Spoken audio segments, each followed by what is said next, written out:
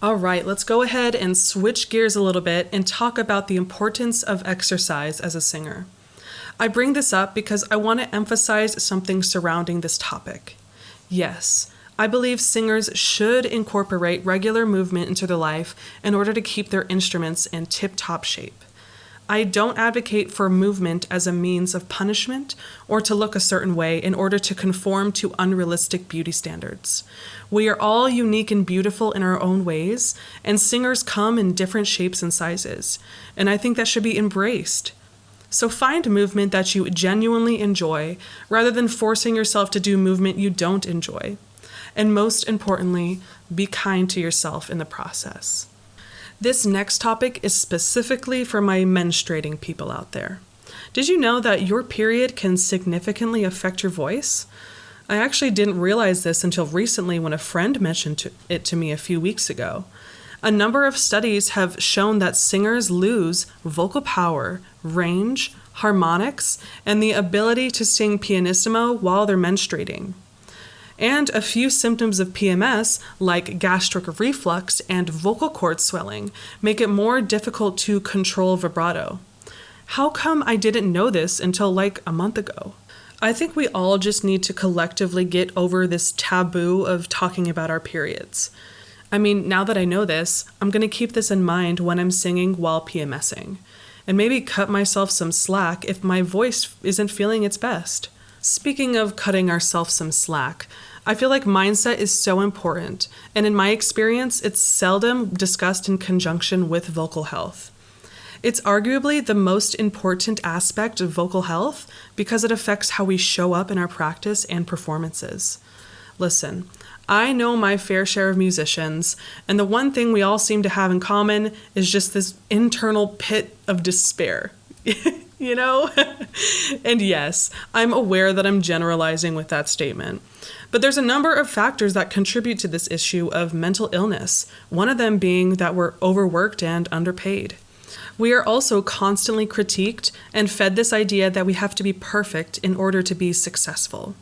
It is stressful and exhausting, but we do it because we love it, and we've dedicated ourselves to this art form. So if you're struggling, please don't be afraid to ask for help. You are not alone in this. As singers, it's important that we focus on cultivating a positive mindset. It makes it so much harder to perform well when you're constantly down on yourself or in your head about everything.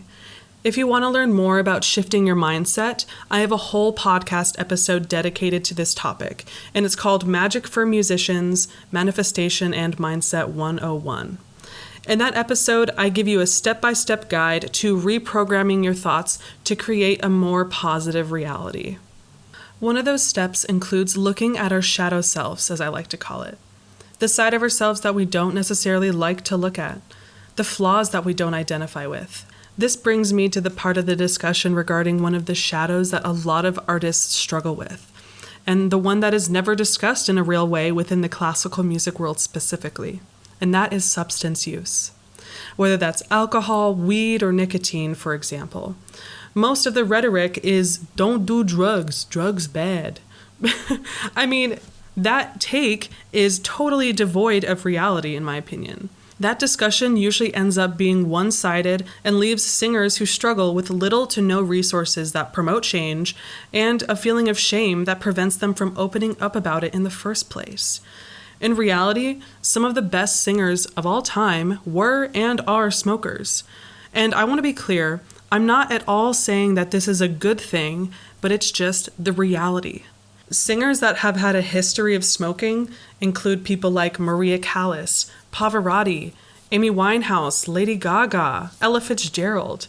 So yes, you can be a good singer and smoke, but there's always that risk of it potentially catching up with you and your voice. If you're a singer and you smoke or vape, I just want to tell you that you're not alone and you're not a lesser singer because you struggle. Like I said, I know my fair share of singers, and a lot of us have smoked or vaped at some point or another. None of us are perfect human beings, and we all have our vices. Dude, being human can be hard sometimes. I mean, life is trippy, you know? So the solutions to this may seem obvious, but I want to talk about it because it has helped me and my vocal health a lot. So, to my fellow stoners, just switch to edibles. Super easy. This will help your voice immensely.